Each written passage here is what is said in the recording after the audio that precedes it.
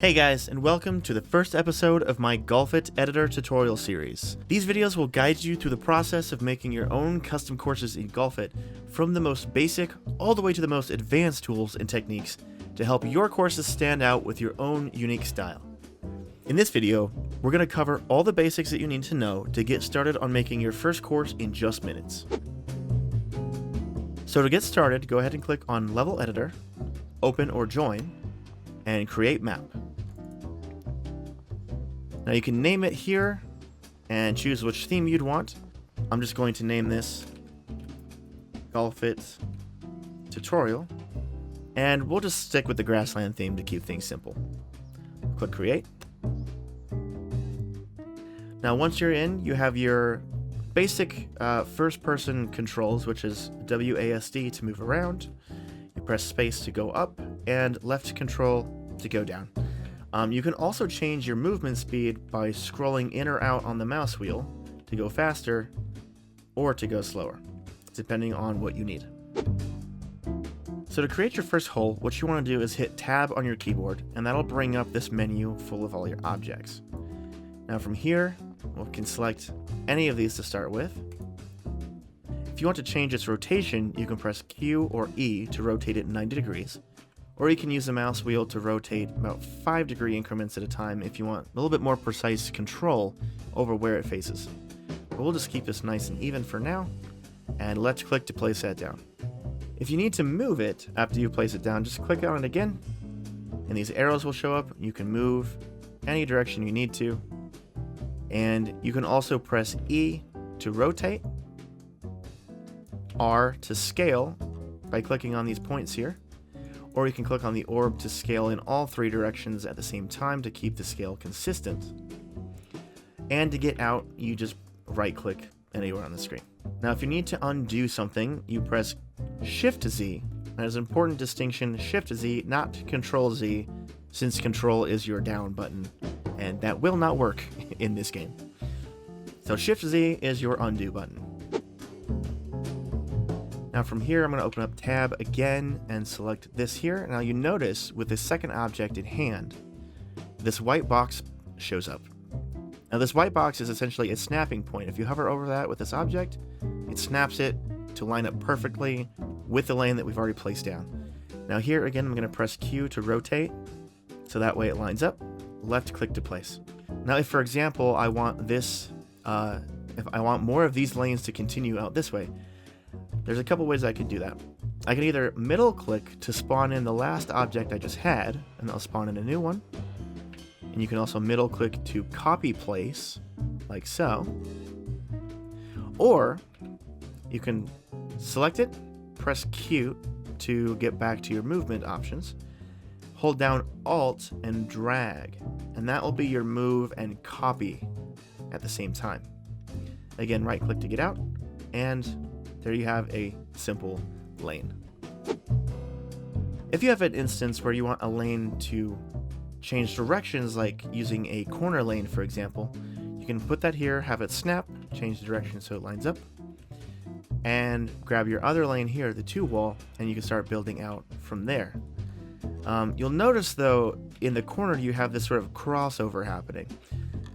Most people don't mind, but if you'd like to get rid of that, what you can do is right click on these lanes, and I'll bring up the alternatives.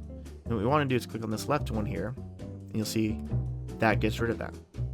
So click apply, do the same thing on this one, this left one, shortens that, and boom. Nice, clean, easy corner, nothing sticking out, looks great. Now at this point, if you're ready to add a hole at the end, what you can do, press Tab, and we go over into the Goals tab. Now, there are technically 4 different types of goals in Golfit. The first kind is, of course, your standard goal, which, those snap to the lanes like the rest of them. You can rotate those, put them in place, and there's your standard goal. There are also ring goals, look like this, gate goals, and then ring goals without the wall, and gate goals without the walls. Now, the way these work is you simply pass the ball through these grids to score. That is the goal. So the different various types of goals that you can end with. There is also a standalone goal if you want to simply have an area to reach rather than an actual goal or ring to pass through. It'll add a flag, and you simply have to go to that area to end, and that's your goal. For this tutorial, we're just going to stick with this basic hole in the lane here. And if you right click on the hole, you can open up its properties tab. So here we can select this is hole 1, so we'll type hole 1, hit enter, and that shows up there. You'll show in hole 1. And a couple other things we can do. Forcing same hole finish will mean that you'll have to finish hole 1 in the hole 1 goal. You can't skip to a different hole, you can't glitch out, or bounce to some other goal. Forcing same hole will mean that you have to end in the same hole that you started on. Pole collision will decide whether or not you want the ball to be able to collide with the pole.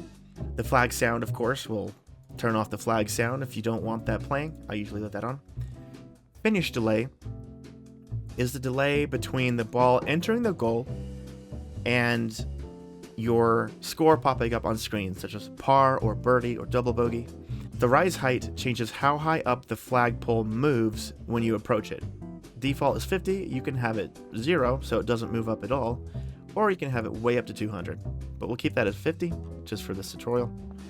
Z rotation, of course, is just changes the orientation of where the flag faces.